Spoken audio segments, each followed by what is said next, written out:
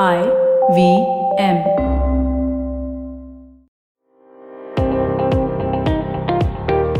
Welcome to All Things Policy, a daily podcast by the Takshashila Institution. We are a bunch of policy nerds based in Bengaluru, and we like bringing fresh perspectives to Indian affairs and Indian perspectives to global affairs. So grab a cup of coffee, sit back, and join us for today's chat. Hi, and welcome to this episode of All Things Policy. You guys must have been following the developments where India has been sending vaccines all across the world in a bid to control the raging COVID-19 pandemic. There have obviously been questions being asked about whether it makes sense for India to be sending out vaccines when there's so much demand within the country itself. But others have lauded India for being selfless and helping out those in need at the same time. Is this a good move? What are the factors that need to be considered when we are sending vaccines abroad? And is there an opportunity beyond COVID-19 for India to keep on practicing this vaccine diplomacy? To discuss all of these questions with me, I have Pranathi, who is currently interning at Takshashila. Hey, Pranathi. Hi, everyone. Hi, Shambhavi.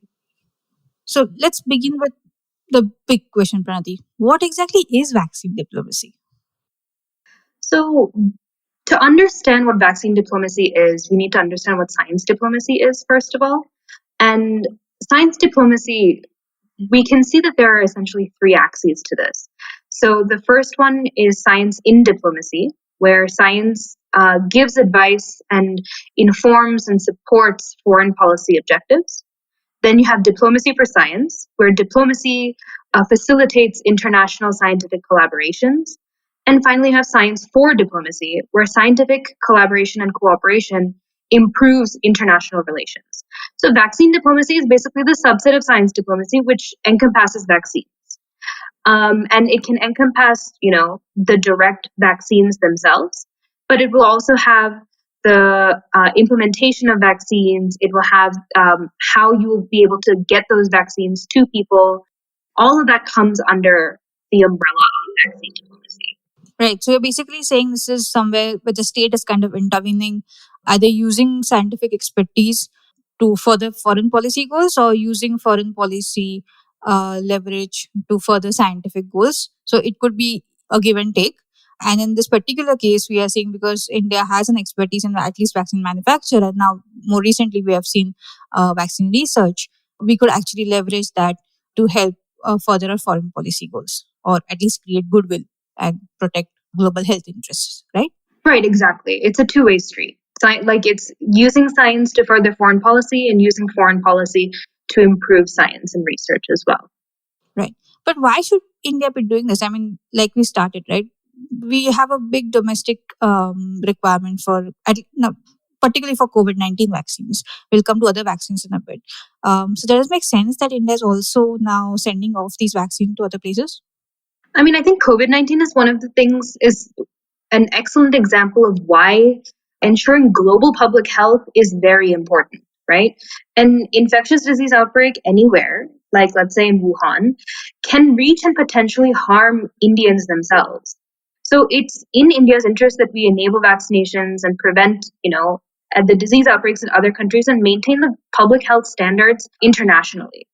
We're seeing an increase in urbanization. We're seeing an increase in globalization. There's more people traveling across the world today than we have seen any time before in the history of the world. So that maintaining and ensuring that, India is safe means ensuring that the world is safe in that sense.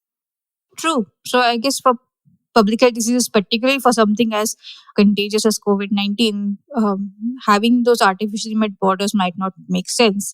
And saying that this is my population, does not really help you secure health for your own populations, right? And also you had made this point about the expiry dates for vaccines. Could you elaborate a bit on that? Yeah, so I mean, one of the things that we've seen is that vaccines have an expiry date, right? I mean, it might be 6 months, it might be 1 year, but at the end of the day, we have a certain date at which those vaccines are not useful any longer. So we need to make sure that these vaccines that we're using are being, actually used for vaccination rather than simply being stored somewhere and being kept in a storage box, because that would be the worst possible use of the vaccines, simply by saying we want to keep them within our own country. We want them in case something bad happens, and then, or in case there is another outbreak, and then that's never actually used, as opposed to being given and sent to the people that need them the most. Right. So let's try and reduce wastage as much as possible, and make sure that all vaccine doses that we have manufactured get used up. And perhaps one way to fix the consumption problem is to actually also increase manufacture by itself. But okay, COVID-19 is an exceptional case. Do you think there are other advantages for India practicing vaccine diplomacy in other situations? Yeah, definitely. I mean, see, like, you also have the humanitarian aspect to it, right? I mean, on humanitarian grounds, it is India's responsibility to be helping out other countries. But then you also have the foreign policy aspect, in which case helping out countries in need can increase the influence that we have within that region of the world, right? So, and it also obviously helps in the international reputation, in ensuring that the world looks at India and sees a partner that is capable and is willing to help us out.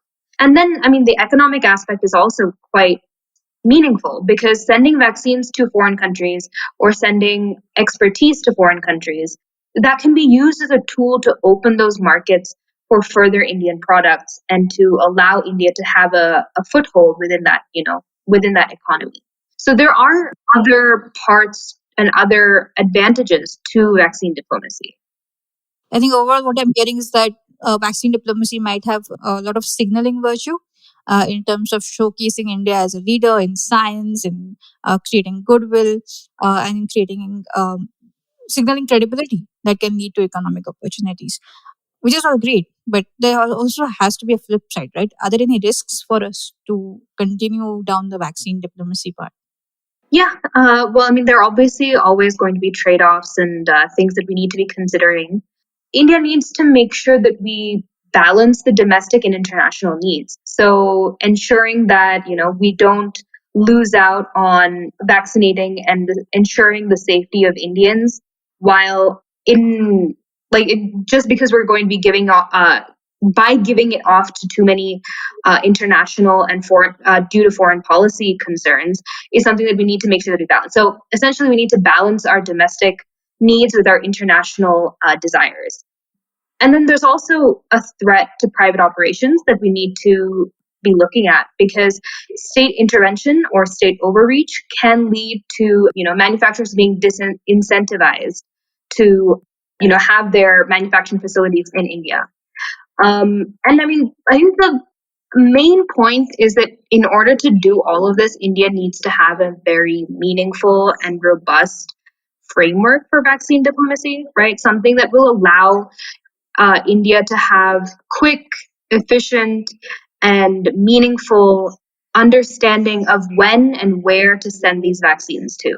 So that, I think, looking past COVID-19, looking past this particular pandemic, we need to be understanding how and where we can send these vaccines, just so that we can do it as simply and as effectively, and help as many people as we can. Right. The first thing that you mentioned, right, about international balancing international and domestic needs. I mean, is that a problem mostly of COVID-19, because we have obviously the demand is much higher than the supply, but obviously for more routine vaccinations, we should be able to forecast demand and manufacture enough doses so that at least that trade off gets negated. Yeah, I mean, I think in the case of when you have an actual pandemic, an acute pandemic like this one, that's going to be quite different, and like the balancing of domestic and international needs is always there. But I mean, there is always the chance for a public health outbreak, right? I mean, we think that cholera, oh, it's not something that really affects a huge percentage of the population nowadays, but still, I mean, there, knock on wood, there could be a public health outbreak within India at any point in time. So we need to make sure that we have the stores necessary to handle such an outbreak, if and if ever such a awful crisis occurred. Right. So how do we go about doing this, right? How can India actually approach vaccine diplomacy. We have seen India, for example, now play a part in COVAX. We have seen India send vaccines of to individual countries as well. What works? What doesn't work? Why one approach over the other? So, I mean, I think there are two main approaches that we've identified for this. One being a multilateral approach, and one being a bilateral approach. So, in a multilateral approach, we're basically discussing how India can get involved in with multiple countries working together for a single purpose through usually an international agency. It could be ASEAN, it could be the World Health Organization, as you mentioned, COVAX. We also have Gavi, the Vaccine Alliance. So this is usually a really good and advantageous approach for when there's a certain country that requires extensive international aid, or when we're looking at something that the vaccines necessary, there's a very high cost to them, right? So India alone maybe might not be capable of or wish to foot that bill. So when we're looking at something like, a global humanitarian crisis, like maybe the Ebola crisis, there might be a low gain in terms of the reputational gain or the actual foreign policy exposure for India, because the credit is you're going to be usually working through an international agency, but the international community, by working together, can usually achieve more ambitious and more complex ideals than India could alone, because of numerous aspects to that.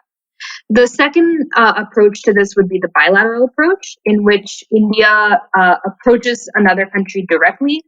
And usually this is something that we've seen India participating more in during the COVID-19 pandemic, in which, India is basically giving the vaccines directly to countries in the region through the Neighbourhood First policy, to other countries that, might need them, like Brazil. So this is basically, it's useful in areas of high geopolitical interest to India. It's also, it basically gives India that international exposure and accolade that you wouldn't be getting through the multilateral one. So, both have plus points and minus points. I think the best way of moving forward is to ensure that India balances both and doesn't rely on one over the other. Right. So now if we know which country we want to send a vaccine, help through the use of our vaccine expertise, what are the different things that India can really do? Or is it just that we manufacture vaccines and we can send it across? Well, manufacturing is definitely India's traditional strength. Right now, India manufactures almost 3 billion vaccines every year and exports 2 billion of them. But more recently, India has been getting involved in research where, if you're looking at something for neglected diseases, India can promote research in those areas and fill a gap that's left, that's left empty by, maybe you're looking at developed countries where that illness is not necessarily as acute of a concern as it is in India. And we see this with the rotavirus vaccine that was, done in 2015 by Bharat Biotech. India has not leveraged its research sector as well as it could have, and it's expanding, and that's what we should all be focused on as well. Research is one of the things in which India is focused on kind of expanding its scope, but there's obviously also other ones, right? You're looking at technology transfer, you're looking at as we see right now with the Serum Institute of India and the Oxford AstraZeneca vaccine, there was technology transfer done from Oxford AstraZeneca to Serum Institute of India. And then, so now SII is basically creating these vaccines. So down the road, it would obviously be very meaningful and very helpful if India can basically be on the flip side of this particular arrangement, right? So we are doing research in public universities and are able to transfer some of that technology to other countries where the vaccines might also be needed. Right, exactly. so that our strength is not necessarily solely in manufacturing, but also kind of more diversified. Right. And obviously, you also speak about expertise in vaccinations per se. Yeah, through the universal immunization program. Yeah, so that's basically built. That program is built on infrastructure within the country that it allows hot, wet, remote climates to have access and be able to disseminate these vaccines. To even like children and to like the Tdap vaccines and these kind of things. So by like the knowledge to overcome geographical and logistical challenges is something that India has, which not many developed countries like the US or the EU would have. So that experience and knowledge is basically something that we should be reaching out to and helping other LMICs with. Right. Okay. So these are the things we can actually collaborate over. But there must be some sort of governance structure already in place, right? We saw, for example, with the COVID vaccines, we saw India and South Africa asking for waiver of intellectual property rights, if I'm correct. So there must be some regulatory framework under which we need to do this. How simple or complex is that going to be? It's quite complex as a regulatory landscape. As you know, we've spent quite a while, researching this, and it's not simple. Especially when we're looking at an international landscape, a lot of the details arise because we're looking at exactly how we can maintain an international standard and ensure that no one country is, adhering to a better one or a less one. So overall, there are three overarching international agencies: the World Health Organization, the World Trade Organization, and the World Intellectual Property Organization.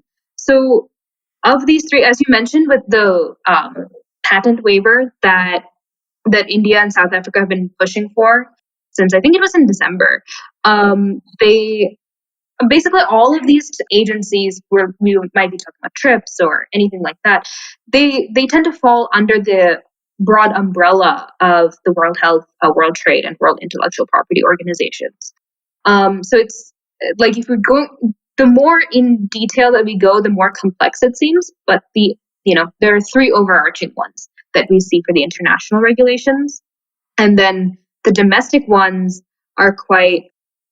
There doesn't seem to be a very clear understanding of exactly which responsibility falls under which particular agency when we're talking about domestic governance within India. There are many departments and they encompass many different roles. So we're talking about the actual vaccine research and development that would probably come under the Department of Science and Technology. But you have the Central Drug Standard Control Organization that actually regulates and approves the vaccines. And then you have the Ministry of External Affairs for determining, the foreign policy objectives and actually sending these and exporting these vaccines. So I think one of the things that we've realized through our research is that we need a very clear and kind of streamlined way for all of these agencies to work together in times of crises. Right. And what factors do you think are going to essentially guide vaccine diplomacy? As in, is it going to be, so you spoke about India's geopolitical interest, right? Are there other such factors that will influence either the aid, the kind of aid that we give, or the approach that we take for giving out that aid? Well, the technological capacity of the target country is something that we need to be looking at. We can't just be focused on what, our interest is. We need to look at what we can offer to the other country. So that I think is something that will need to be focused on. But there's also obviously the time frame of the scenario. Are we interested in more long-term, help to that country? Are we interested in more of a short-term, just a direct offer of vaccines, like as we've been doing, as we've been giving with the COVID-19 vaccines? Or are we looking at something like building, long-term ties, or doing, research collaborations or non-governmental tie-ups? Like, what exactly our focus is within India, and what we want to give is also of importance to this particular, to the kind of vaccine diplomacy that we should be, looking at here. Right. So I think there's a bunch of things we can do. Before I end, I have one final question for you. Is vaccine diplomacy new? Is this something COVID related, or has it been around since vaccines were actually discovered and started being manufactured? Yeah, vaccine diplomacy has been around since pretty much vaccines were discovered. Because when we're talking about the vaccines usually the first vaccine that we say was invented was Edward Jenner's smallpox vaccine in 1798. And then in 1803, like as an example, Napoleon essentially went to war against England.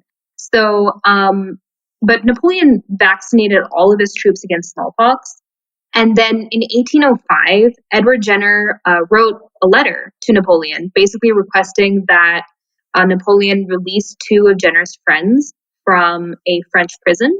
And Napoleon, despite being at war against England, and despite Edward Jenner obviously being English, Napoleon agreed. And 2 of Jenner's colleagues were released from a French prison and brought to England simply because of what Edward Jenner because of Edward Jenner's request. So one of the things is vaccines have always been a tool that has allowed people to barter for larger things. It could be a very direct thing, between Edward Jenner and Napoleon. It could be something a little bit larger, like we're looking at the US and the USSR that worked together in the 1950s and 1960s at the height of the Cold War to develop an oral polio vaccine. So when we're looking at all of these, it's quite clear that vaccine diplomacy is not something new, but having that framework and making it an official part of India's foreign policy and the ability to, use and leverage that is something that has not been done on this kind of a scale before. So that is, I think, something that is novel, is very exciting. And if we can, actually do it, can, open up new avenues for foreign policy. Right. Identify more opportunities. Just make sure that any opportunity that arises, we can grasp at pretty quickly. Thanks, Pranathi. Thank you all for listening in, and do stay tuned in for more episodes of All Things Policy. The Takshashila Institution is an independent, non-partisan think tank and a school of public policy. We have education programs lasting 1 semester and 1 year that are tailored specifically for people like you. They are all online and you can take them from anywhere. Admissions are now open for our 12-week graduate certificate program in public policy, defense and foreign affairs, technology policy, and health and life sciences. Visit takshashila.org.in/courses to find out more. If you liked our show, don't forget to check out other interesting podcasts on the IVM network. You can tune into them on the IVM Podcast app, ivmpodcast.com, or wherever you listen to your podcasts. You can also follow IVM on social media. The handle is @IVM Podcasts on Twitter, Facebook, and Instagram. And hey, if you'd like to dive into Takshashila's research on technology, strategy, and economic affairs, check us out at our Twitter handle @TakshashilaINST or our website takshashila.org.in.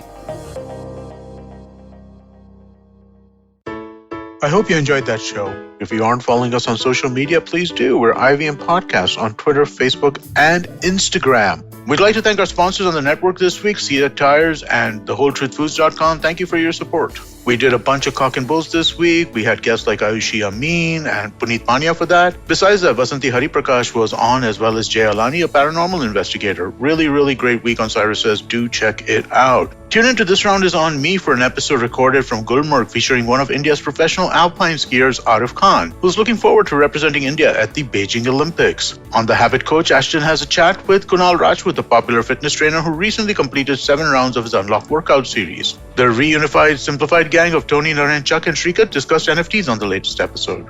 On The Millennial Athlete, Tanvi and Shlok looked back at all the England championships of the year so far and discussed the interesting highlights of the same. Also on Thale Harate, our Kannada podcast, Ganesh spoke to Archana Shyam of Antharanga Theatre in the latest episode. And on Kadai podcast, our Tamil show, Kavita Jiva shed light in another story about the bravery and excellence in the governance of the Pallava dynasty. And with that, I hope to see you again next week. Hi, I'm Zarina Poonawalla, host of the Empowering Series podcast on the IVM network. I happen to be a peak performance coach and leadership coach by profession, and I'm here to share with you productivity tools, life-altering techniques, and real life hacks to help you achieve your maximum potential in everything you do, your relationships, professions, careers. So tune in every Monday to unleash your inner power. Be safe, be well, be empowered.